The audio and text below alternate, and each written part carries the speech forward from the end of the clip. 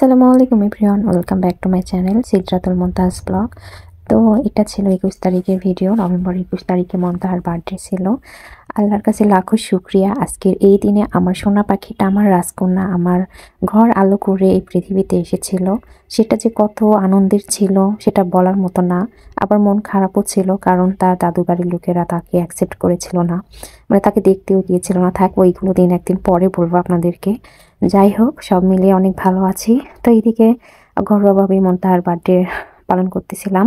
তো অনেককে দাওয়াত করা হয়েছিল, সিম্পল সিম্পল লোক। তার মধ্যে যে আমরা রাত্রে ডেকোরেশন করতেছিলাম, কারণ সকাল থেকেই রান্না করব, যেহেতু আমরা দাওয়াতটা সবাইকে রাত্রে করেছি। তো রাত্রে ভাবলাম যে বেলুন ফুলে নিই। তো আমি যতবার বেলুন ফুলাইতে যাচ্ছিলাম, আমি ফুলাইতে পারতেছিলাম না। তো মুমতাহার নানি আর মুমতাহার বাবা মিলে বেলুন সব ফুলাচ্ছিল।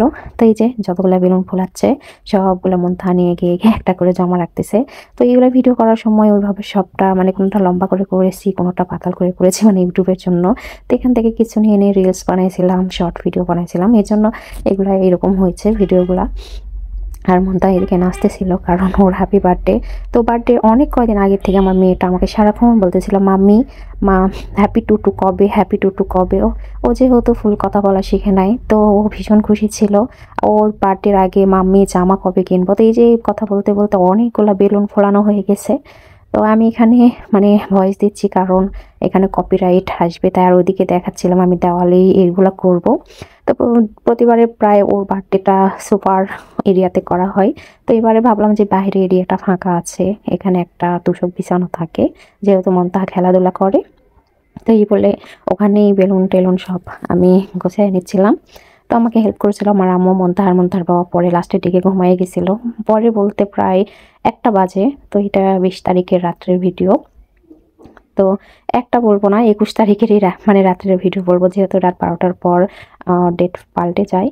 তো কি বলবো, মানে আমার মেয়ে এত ভীষণ খুশি ছিল, ওর হ্যাপি বার্থডে নিয়ে খুব খুব এক্সাইটেড। তো এর আগের বার্থডে গেছে, ও কখনো ফিল করতে পারে না এই যে বার্থডে মানে কি, এটা সেটা। তো অনেকেই বলতে পারবেন যে বার্থডে করাটা হারাম, এটা সেটা। তো হ্যাঁ, বার্থডে করা হারাম, কিন্তু কোনো লোককে দাওয়াত করে খাওয়ানো, মেয়েকে খুশি রাখা, এটা কখনো হারাম না। এটা হাদিসে আছে যে বাচ্চাদেরকে খুশি করার জন্য বাবা মা সব করে। তো আমরা এখানে কোনো মিউজিক ব্যবহার করিনি কিংবা নাচ গান করিনি, আমরা মেয়েকে খুশি করার জন্যই এগুলো করেছি। তো এখানে বাজে কোনো কমেন্ট করার দরকার নাই, পারলে আপনারা আমার মেয়েকে দোয়া করবেন মন থেকে।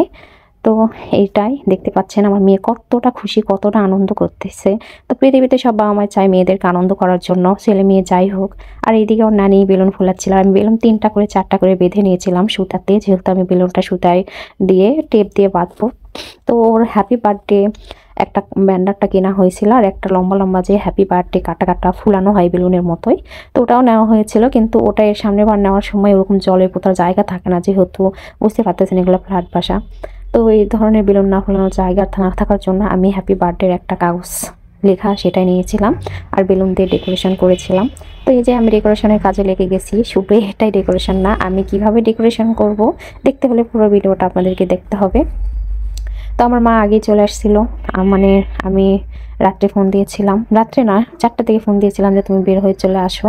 আর এইদিকে মুমতাহার বার্থডের ডেকোরেশনের জন্য কিছু ফল কেটে নিয়েছি, এখানে আপেল, মালটা আর একটা পেয়ারা দিয়ে কেটে নিয়েছি। তো উপরে কিছু আঙ্গুর দিয়েছিলাম কাঠিতে ফুড়ে ফুড়ে, সেটা দেখানো হয়নি। আর এই তো এই বার্থডে কেক, আমার মেয়ের বার্থডে কেক, ও চকলেট কেক খায়, এই জন্য ওর জন্য প্রতিবারে আমি চকলেট কেক নিই। তো নর্মাল কেকের থেকে চকলেট কেকের দাম সব বেশি, এটা সবাই জানে, এটা প্রায় 750 টাকা পাউন্ড। তো আপু আমাদেরকে হাফ পাউন্ড বেশি দিয়েছিল, আপুকে অসংখ্য ধন্যবাদ, আমি সেটা বলে দিলাম। আর কেকটা কেমন হয়েছে সবাই অবশ্যই জানাবেন, আমি খেয়েছি, অনেক মজা হয়েছিল। তো এই যে মুমতাহার বার্থডে লাস্টের ফাইনাল লুকটা কেমন হয়েছে, বাদ বাকিটা এটা পরে ডেকোরেশন করা হয়েছে সকালে। আর এই তো আর রাত্রের দিকে সবাই চলে আসা শুরু হয়েছিল, আর ওই সময় মুমতাহাকে ড্রেসটা নিয়েছিলাম।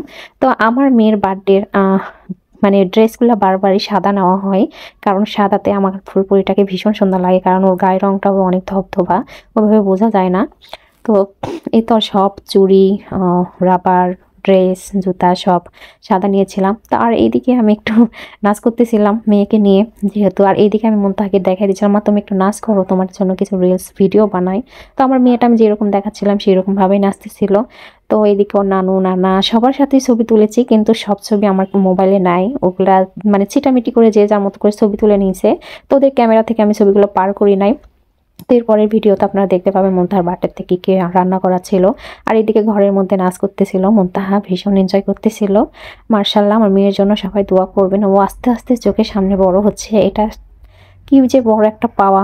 আমি বলতে বলতে মানে চোখে পানি চলে আসছিল, একটা সন্তান। আর এইদিকে সবাইকে মানে খাবার দেওয়ার জন্য বসায় ফেলেছিলাম। তো সবাই খাবার দাবার করে নিচ্ছিল। খাবারের মেনুতে ছিল গরুর গোস, সবজি আর ডাল, মিষ্টি, দই, পায়েস, আরও অনেক কিছু আইটেম ছিল। তো এদিকে আমরা বসে থেকে মানে আমি খাবার দেখতেছিলাম। তা আমি ব্ল্যাক কালার শাড়ি পরেছিলাম, সবাই একটু সাজগোজ করতেছিল। আর তার বাবা আসতে একটু দেরি করতেছিল, তো এখানে আমি দই, পায়েস এগুলা দিয়ে বাড়িতে দিয়ে রেখেছি। আর এদিকে মন্থার কেক নিয়ে বসে আছে। তো মন্থা কিছুক্ষণের মধ্যে ঘুমিয়ে গেছিল, তোকে ঘুম থেকে তুলে আবার কেক কাটবো। তো ও অতটা মুডে নাই। তো লাস্টের দিকে ওর বাবা ওকে নিয়ে গিয়ে সুন্দর করে নিয়ে গিয়ে রেডি করেছিল। আর এদিকে এই যে এইরকমভাবে আমি আমার মেয়েটাকে রেডি করেছিলাম। সবাই ওর জন্য অনেক অনেক দোয়া করবেন। আমার মেয়ে যেন জীবনে অনেক বড় হয়, আল্লাহ যেন ওকে নেক হায়াত দান করে। আর সবার প্রথমে বলবো, আল্লাহ যেন ওকে মানুষের মতো মানুষ তৈরি করে। অনেকের অনেক চাওয়া থাকে, আমার কাছে আমার শুধু আল্লাহর কাছে একটাই চাওয়া, যে যারা আমার মনে যতটুকু কষ্ট দিয়েছে তাদের চোখে আঙ্গুল দিয়ে যেন দেখাইতে পারে আমি আমার মেয়েকে মানুষ করেছি। আল্লাহ হাফেজ।